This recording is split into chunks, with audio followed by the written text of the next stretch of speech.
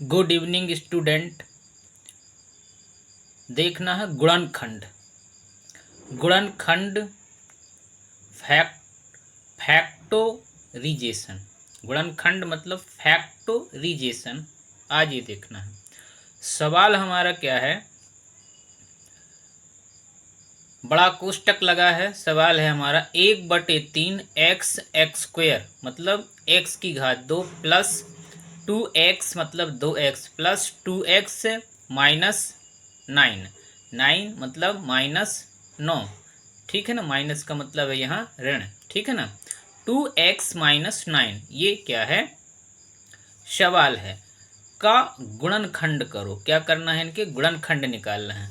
तो हल देखते हैं। यहाँ पर देखो 1/3 x x square plus 2x minus 9।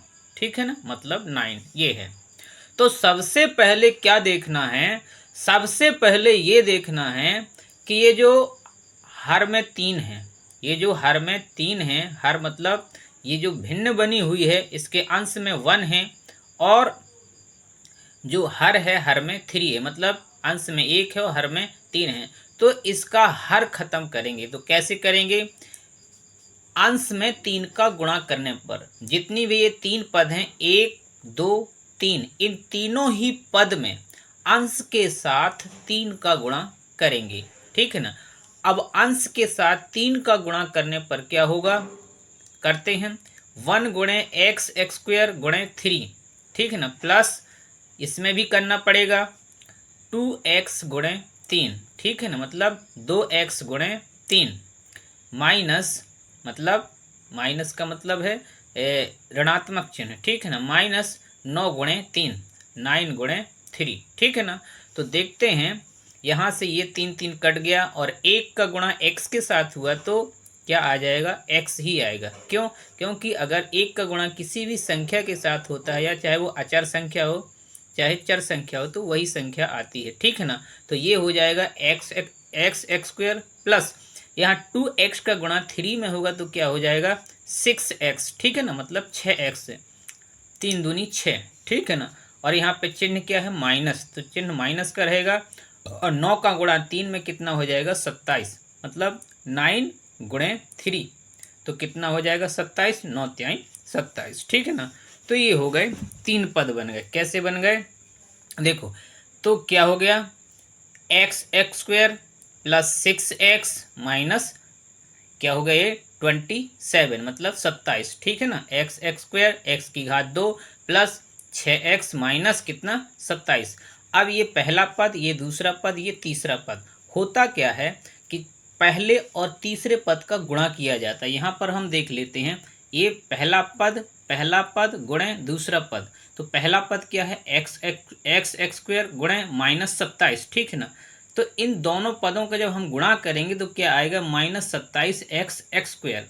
तो किया क्या जाता है कि यहाँ पर ये जो दूसरा पद है तो हम पहले और तीसरे पद का गुणा करें, गुणा करने पर उसका जो गुणनफल आता है, गुणनफल क्या है -27x एक्स स्क्वेयर। ठीक है ना, तो इस गुणनफल के ऐसे दो गुणनखंड बनाने पड़ते हैं। कैसे, ऐसे दो गुणनखंड कि उन दो गुणनखंडों को चाहे जोड़ें चाहे घटाएं चाहे भाग करें तो बीच का पद आ जाना चाहिए। बीच का पद का मतलब दूसरा पद आना चाहिए। ठीक है ना, तो हमने पहले और तीसरे पद का गुणा किया तो गुणनफल क्या आया -27x। अब इस -27x के ऐसे दो गुणनखंड बनाएंगे जिससे कि अगर इन दोनों को आपस में या तो जोड़ा जाए या घटाया जाए तो दूसरा पद हमको प्राप्त हो जाए।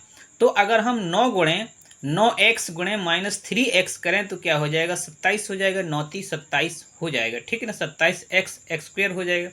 इसी प्रकार से अगर हम क्या कर दें कि इस 9x में से -3x को घटा दें तो बराबर क्या निकल जाएगा 6x। तो हमको कौन सा पद मिल गया, तीसरा पद मिल गया, सॉरी दूसरा पद मिल गया। ठीक है ना, मध्य पद मिल गया। इसका नियम ही होता है। इस प्रकार से 6x बराबर 9x माइनस 3x ये देखा जाता है कि इन दोनों का जब आपस में गुणा करें तो क्या हो जाना चाहिए 27, वही पद मिलना चाहिए। और जब इस पद को तोड़ा, मतलब इस पद को तोड़ा जाए, ठीक है ना, तो उसमें से चाहे इसको घटाएं चाहे इसको जोड़ें तो बीच का पद मतलब दूसरा पद आ जाना चाहिए। कहने का तात्पर्य यह है कि पहले और तीसरे पद का गुणा किया जाए तो उसका जो गुणनफल आएगा उस गुणनफल के ऐसे दो गुणनखंड बनाने हैं कि अगर उनको आपस में जोड़ा घटाया जाए या भाग किया जाए तो बीच का पद आ जाना चाहिए। ठीक, इस प्रकार से कर दिया। अब देखते हैं तो क्या बन गई, यहाँ 6x की जगह पे क्या रख दिया गया, 9x माइनस 3x। ठीक है ना, तो x square plus 9x minus 3x minus 27।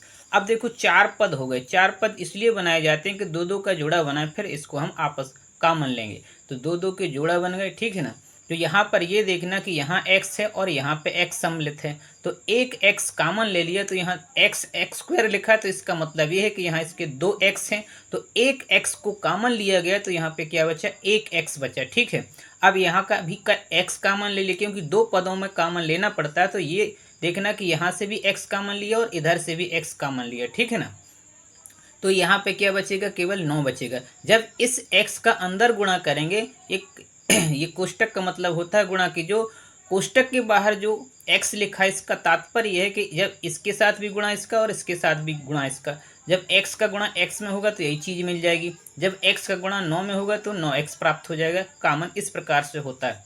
इसी प्रकार से यहाँ ये देखना कि यहाँ -3x में से -3x और -27 में क्या कॉमन है, तो ये देखना कि इस 27 में भी 3 मिला हुआ है क्योंकि 9 3 27 होता है। ठीक है, तो यहाँ भी 3 है और इसमें भी, तो यहाँ हम क्या करेंगे, -3x कॉमन ले लेंगे, सॉरी -3 भर कॉमन लेंगे। ठीक है ना, -3 कॉमन लिया तो यहाँ क्या बचेगा, x और यहाँ क्या बचेगा +9। क्यों, क्योंकि ये जो माइनस के चिन्ह है यहाँ प्लस इसलिए हो जाएगा क्योंकि ये -3 है। जब -3 का गुणा x में करेंगे तो क्या हो जाएगा, -3x, और यहाँ माइनस और यहाँ माइनस है।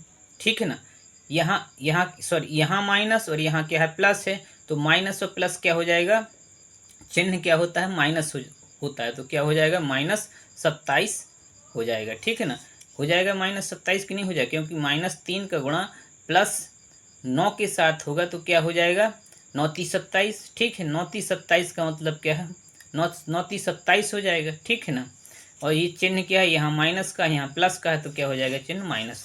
तो इस प्रकार से हमने कॉमन ले लिया। ठीक है, अब देखना ये होता है कॉमन में कि ये पद और एक पद दोनों एक से आने चाहिए। ठीक है ना, अब ये पद और ये पद दोनों एक से, फिर कॉमन ले लिया x + 9, अब बचा क्या, x - 3 ये ले लिया। तो इस तरीके से यही हमारा क्या है, आंसर है। ठीक है ना, यही क्या है, हमारा आंसर हो गया। ठीक है भैया, यही आंसर है। इस प्रकार से हमने इसके गुणनखंड कर दिए। ठीक है, ओके साथियों, यदि वीडियो पसंद आए तो लाइक शेयर कमेंट और सब्सक्राइब के साथ साथ बेल आइकन को भी दबाना। ओके।